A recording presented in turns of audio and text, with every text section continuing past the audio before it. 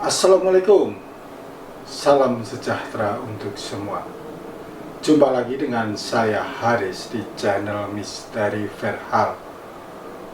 Berita misteri kali ini akan mengungkap mengenai misteri makam Syekh Abdullah Mujaqir yang tetap eksis meskipun daerah di sekitarnya sudah berubah menjadi lautan.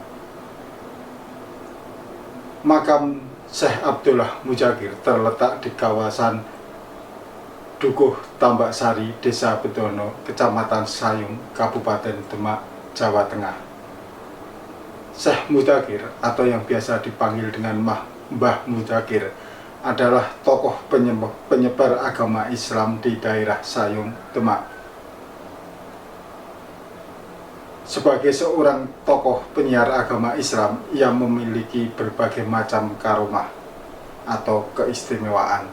Salah satu karomah itu adalah makamnya tidak tenggelam meskipun daerah di sekitarnya sudah terkena abrasi yang sangat parah, sehingga warga harus direlokasi ke desa yang lain.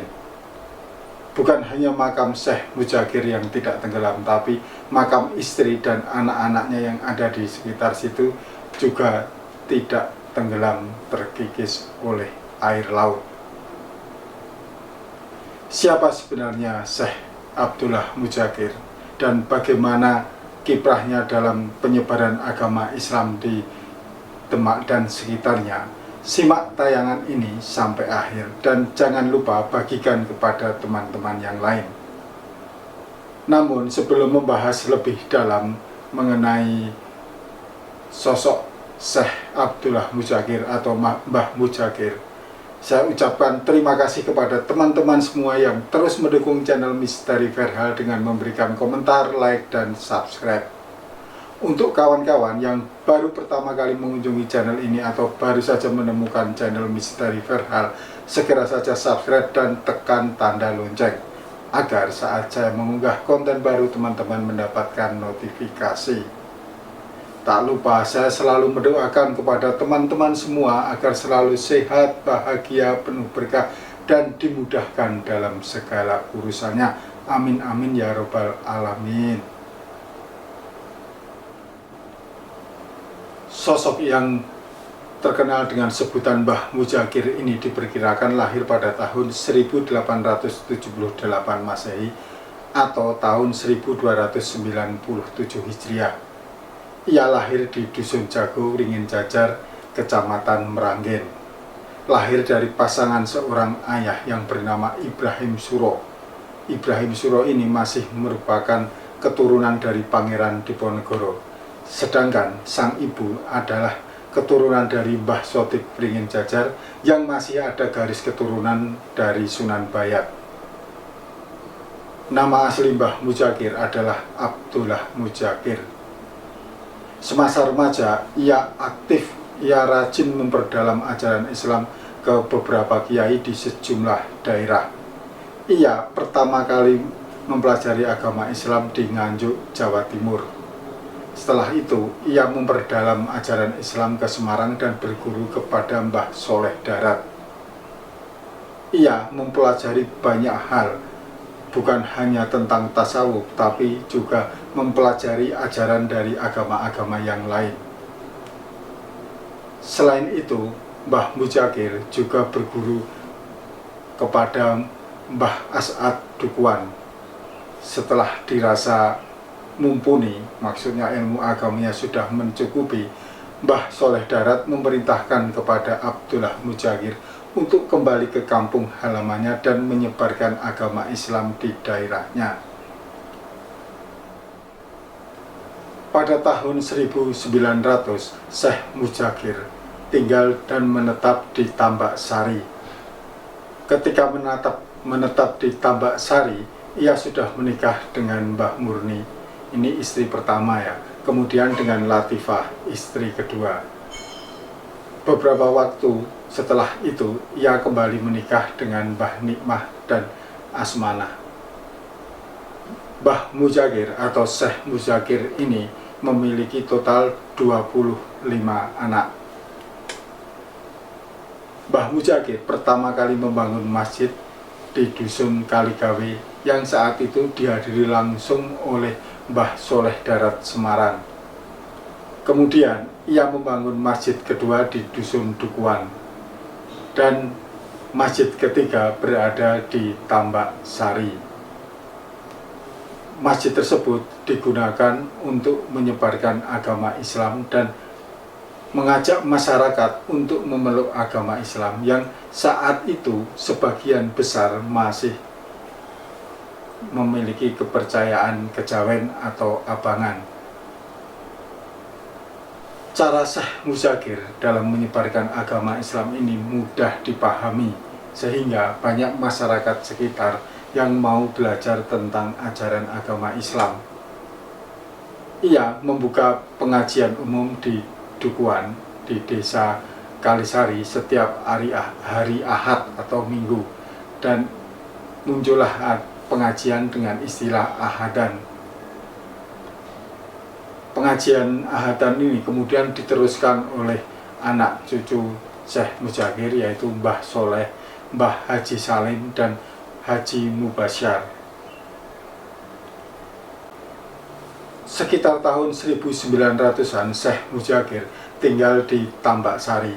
Kemudian pada tahun 1919 ia membuka pengajian harian untuk anak-anak dan pengajian umum pada hari Kamis atau yang biasa disebut dengan kemisan. Kemisan itu hingga kini diteruskan oleh anak cucu Syekh Mujaqir. Sebagai seorang tokoh penyebar agama Islam di pesisir Demak, khususnya di daerah Sayung, Syekh Mujaqir ini memiliki sejumlah karomah. Karomah adalah keistimewaan yang diberikan oleh Allah kepada orang-orang soleh. Karomah yang dimiliki oleh Syekh Mujaqir ini biasanya dibagi menjadi dua golongan. Yang pertama adalah karomah sebelum ia menjadi seorang kiai, dan karomah setelah menjadi kiai. Karomah sebelum menjadi seorang kiai ini diberikan saat Syekh Mujaqir yang saat itu bekerja menjadi kuli panggul di pelabuhan. Ada sejumlah orang yang tidak suka dengan Syekh Mujaqir sehingga mendorong Syekh Mujaqir ke sebuah lubang lalu menutupinya dengan karung selama berhari-hari. Anehnya, Syekh Mujaqir atas izin Allah, ia hidup dan bisa bekerja kembali. Sejak saat itulah teman-teman kerja Syekh Mujaqir memandang takjub dan hormat kepada Syekh Mujaqir. Ia yakin Syekh Mujaqir bukanlah orang biasa, bukanlah orang kebanyakan. Ia memiliki keistimewaan, memiliki karomah yang diberikan oleh Allah. Bahkan beberapa di antara mereka menyebut Syekh Mujaqir sebagai seorang wali. Karomah lainnya adalah saat Syekh Mujaqir menjadi petani setelah ia tak lagi menjadi kuli bangunan.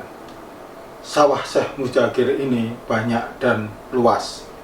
Tetapi masa pengerjaan sawah ini berbeda dengan kebanyakan petani. Jumlah pekerja yang dipakai sedikit dan waktu yang diperlukan singkat. Ini berbeda jauh dengan apa yang dilakukan oleh para petani pada umumnya. Sementara karomah setelah menjadi kiai diantaranya, ia tak bisa ditembak oleh Belanda. Dulu sebagian masyarakat menganggap Syekh Mujaqir ini orang yang tidak mau berjuang meraih kemerdekaan Indonesia karena jarang berkonfrontasi dengan Belanda. Tapi sebenarnya yang terjadi adalah sebaliknya. Belanda justru menghindari untuk bertemu atau berurusan dengan Syekh Mujaqir. Kenapa? Karena tiap kali tentara Belanda mau menembak Syekh Mujaqir, tiba-tiba saja senjata itu menjadi tidak berfungsi.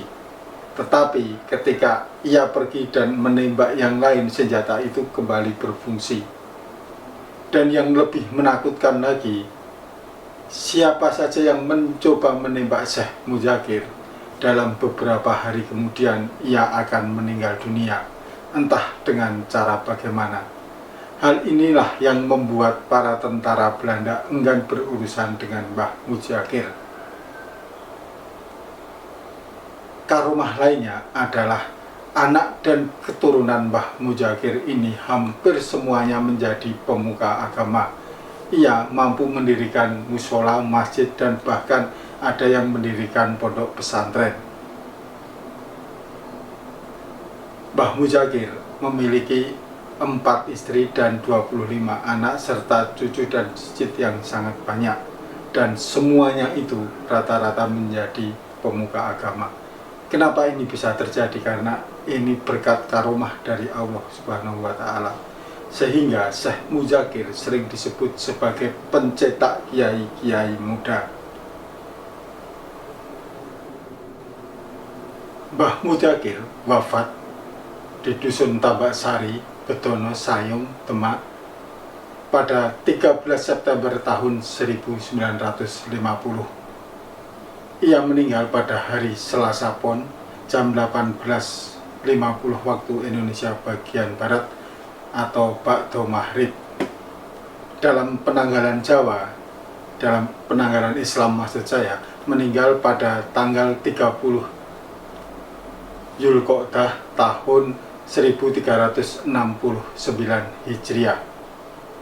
Ia wafat dalam usia sekitar 72 tahun dan dimakamkan di Tambak Sari yang sekarang. Makam tersebut sekarang digunakan untuk makam keluarga Syekh Muzakir.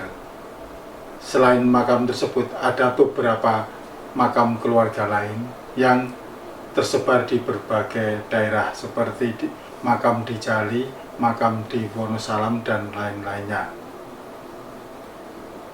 Jika tadi saya mengatakan karomah yang dimiliki Syekh Muzakir adalah dibagi menjadi dua, yaitu sebelum menjadi kiai dan sesudah menjadi kiai.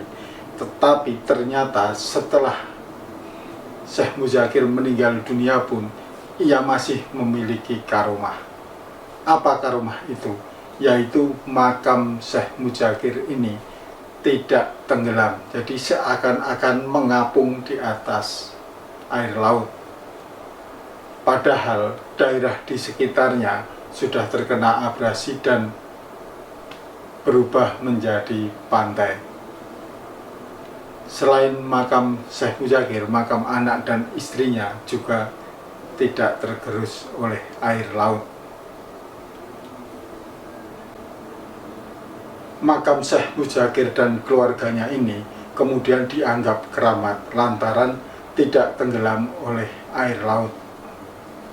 Dahulu Dusun Tambak Sari ini tempat di mana Syekh Muzakir hidup dan akhirnya meninggal dunia adalah daratan yang dihuni oleh banyak penduduk. Namun karena terkena abrasi dan banjirop terus-menerus, daratan itu pun akhirnya berubah menjadi laut. Abrasi yang parah terjadi pada tahun 1999. Kawasan pemukiman di Desa Bedono mengalami perubahan terutama dari segi fisik seperti rusaknya sarana dan prasarana pemukiman dan hilangnya aktivitas pemukiman karena tenggelam, sehingga mengharuskan 268 kepala keluarga yang tinggal di Desa Bedono direlokasi, termasuk penduduk Dukuh Tambak Sari, tempat di mana Syekh Muzakir berada. Akibat abrasi parah itu, keberadaan makam Mbah Muzakir menjadi berada di tengah laut.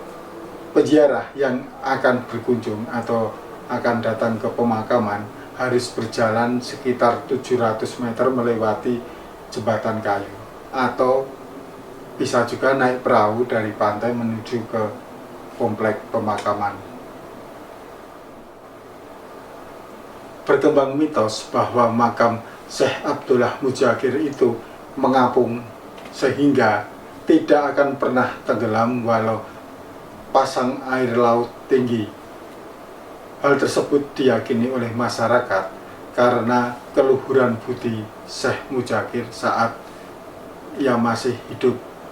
Ia menyebarkan agama Islam dan juga sangat berjasa dalam pembangunan akhlak warga setempat.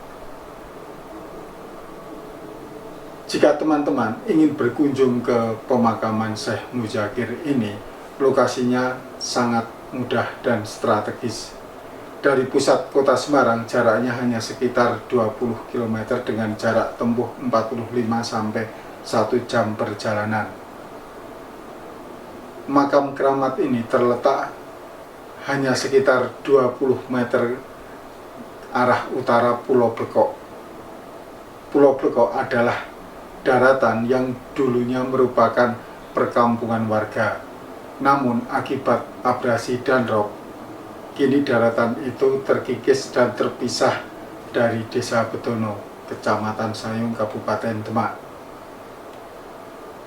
Daratan itu kemudian ditumbuhi hutan mangrove yang kemudian di dalamnya menjadi habitat burung blekok atau kuntul. Untuk sampai ke komplek makam yang luasnya sekitar 250 meter persegi ini, teman-teman harus berjalan kaki sepanjang 700 meter, di mana di sisi kiri dan kanan adalah lautan. Atau kalau teman-teman pengen praktis, teman-teman bisa naik perahu dari pelabuhan ke komplek pemakaman. Komplek pemakaman ini akan ramai saat akhir bulan Zulqa'dah, di mana warga sekitar mengadakan haul untuk menghormati jasa-jasa Syekh Mudzakkir. Demikianlah teman-teman sejarah Mbah Mudzakkir atau Syekh Mudzakkir, tokoh penyebar agama Islam di daerah Sayung, Kabupaten Demak, Jawa Tengah.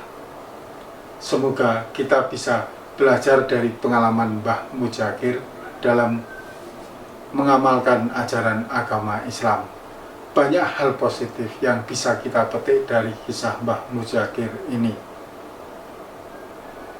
Bagi teman-teman yang memiliki cerita horor atau kisah misteri dan ingin menjadi narasumber kami, silahkan menghubungi kami melalui email misteri.ferhal@gmail.com atau bisa juga menulis message di Facebook dan Instagram yang alamatnya ada di kolom deskripsi. Jika teman-teman nggak mau ribet, teman-teman cukup menulis komentar di kolom komentar yang ada di bawah ini. Nanti kami yang akan menghubungi teman-teman. Jangan lupa ikuti terus channel Misteri Ferhal, karena episode mendatang saya akan membawakan berita misteri atau cerita horor yang lebih mencekam. Sampai jumpa. Wassalamualaikum warahmatullahi wabarakatuh.